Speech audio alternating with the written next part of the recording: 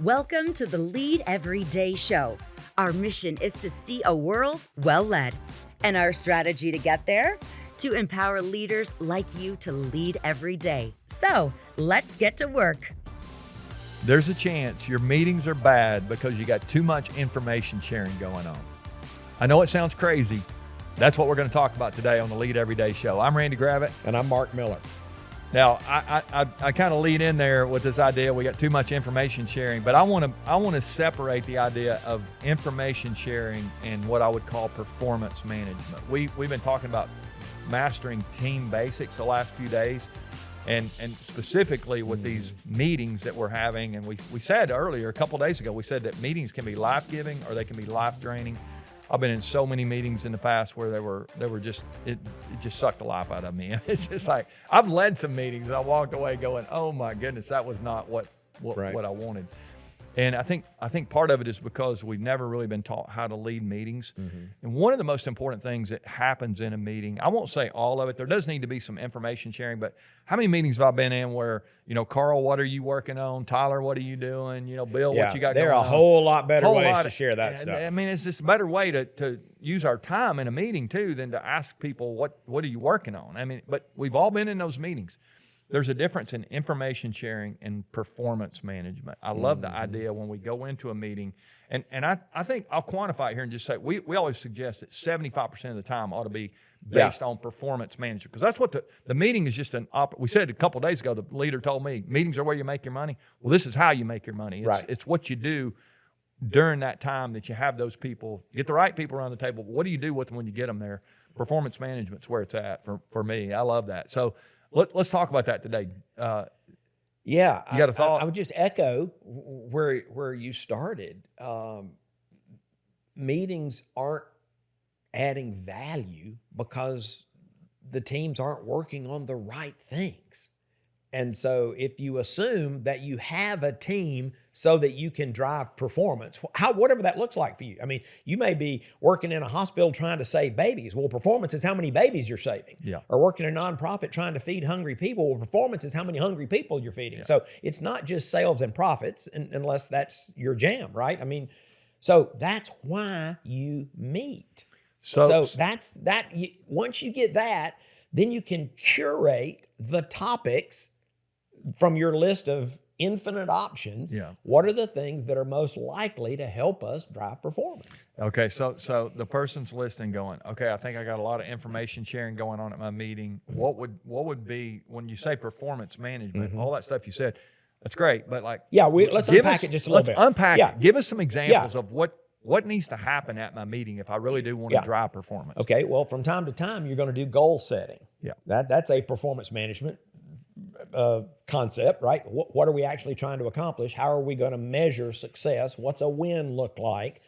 A problem well defined is half solved. So performance management begins with trying to figure out what you're trying to accomplish. Reviewing your scorecard, I would consider performance management. Problem solving. I would suggest a team is at their best when they're solving problems, because you bring the collective wisdom and experience and knowledge and passion and expertise of the team together, and you just get a whole lot smarter. I was with a leader one day, I'll never forget this. They went around the table, and it was a big team, and they asked everybody what they were working on. And they got to a guy, and he said, well, we're still short on the night crew. And he said, we talked about this at our last meeting, and we're still short on the night crew. And the facilitator said, okay, thanks for sharing. And they went to the next person. They went around the table. And when they got all around the table, they said, okay, keep it up. Meeting adjourned. And so I asked the leader later, I said, hey, that guy said they brought that problem up. He brought that problem up at a previous meeting. Have you worked on that? She said, well, no, he's working on it. I said, have you ever worked on anything as a team, like a problem you're trying to solve? And this leader said, well, we did it once. I said, how'd that go? They said, it was amazing. I said, well, why don't you do that every meeting? At your next meeting, help this guy solve that problem.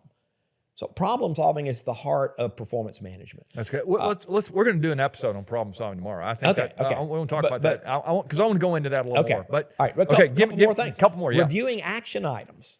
Holding each other accountable for what you said you were going to do. Recognition. praising people for their accomplishments. That's performance management. What is recognized and rewarded will be repeated. Yeah. And so you can make your own list, but is it going to help us perform at a higher level? That's the stuff you need to be talking about. Okay, so let's go specifically there on one of those. Give them maybe a tactic today. This might change everybody's meeting. One of the things I heard you say years ago was if you want to change your business, the most radical thing you might do is get yourself a flip chart. Yes. Now, I love the way you unpack this idea of the power of the flip chart. It doesn't have to be a flip chart. It can be a whiteboard. No, or it needs to whatever. be a flip chart. You like the flip chart? No, whiteboards don't do what flip charts do. Yeah. Okay. So talk about and I know why. It's like you. Yeah. It's a little bit of permanence here, but talk about the flip chart. Well, if I could give a gift to every organization in the world, I'd give them a flip chart. Because when you capture, let's talk about action items specifically, and I think we're going to go deeper on that later, but when you write down action items on a piece of paper, everybody sees it, including the person that is going to be accountable for completing that action item. And I was going to say, when you say an action item, who's going to do what by when? And we write it down. Say it. And then the person who's accountable can go, no, that's not the way I heard it. That's not the way I understood it. They can confirm it. It's now documented. I had a leader that, to your point about why I'm a big fan of flip charts, not whiteboards, because then he took the action items from their meeting. And this is just one use of a flip chart. There are others. And he posted the action items on the wall in the business. So everybody in the business could see who was accountable to do what by when. This is a guy who's been in business for 30 years running a multi-million-dollar organization.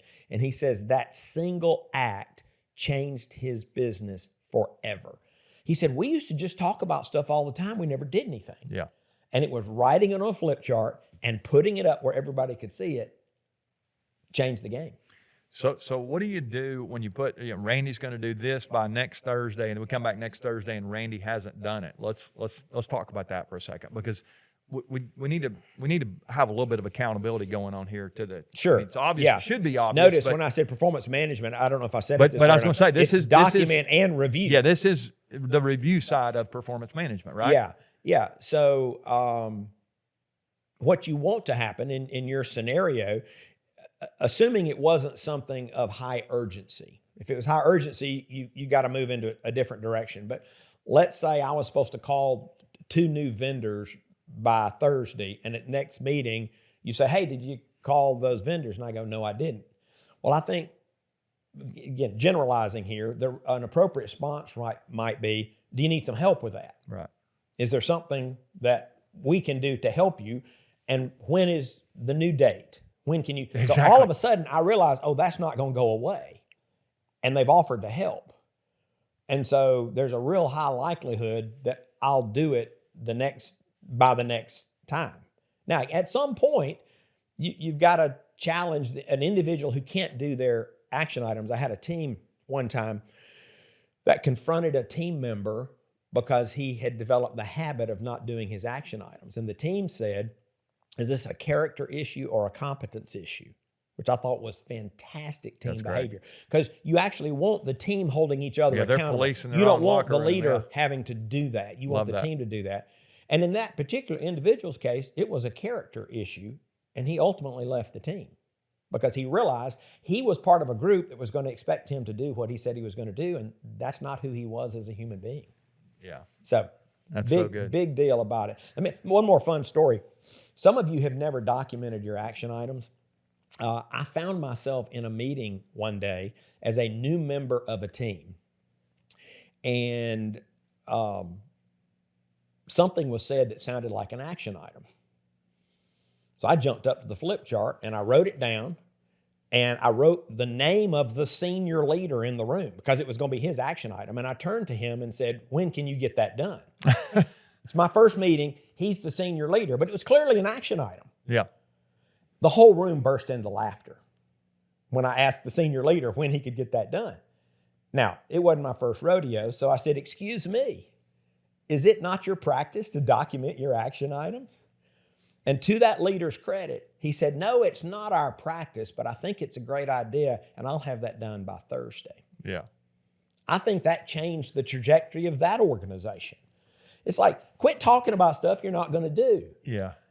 it's just a powerful, again, very simple. All Well, of these team that's basics, what I was they're going so to say. We simple. call them basics for a reason, but how simple is what we're talking about right here? And I'm guessing there are hundreds, maybe thousands of people who are listening that realize they have some progress to make here. Even if this is a practice that you still can get off, business gets going fast, all kind of stuff going on. Yeah. You find yourself in the proverbial quicksand that we talk about sometimes. And you just, these simple blocking and tackling And fundamentals of a team. It's and huge. I'm going to send them out after the meeting. And when I send the advance copy of the next agenda, You're going to send the action items the out action after items the out. meeting. Yeah. And when I send This the is what we all advance- agreed on. When I send the advance copy of the agenda for the next meeting, the action items are stapled to it. And I get you don't staple anymore. Yeah, They're I don't think they have. attached. I don't know if they have staples. They're anymore. attached.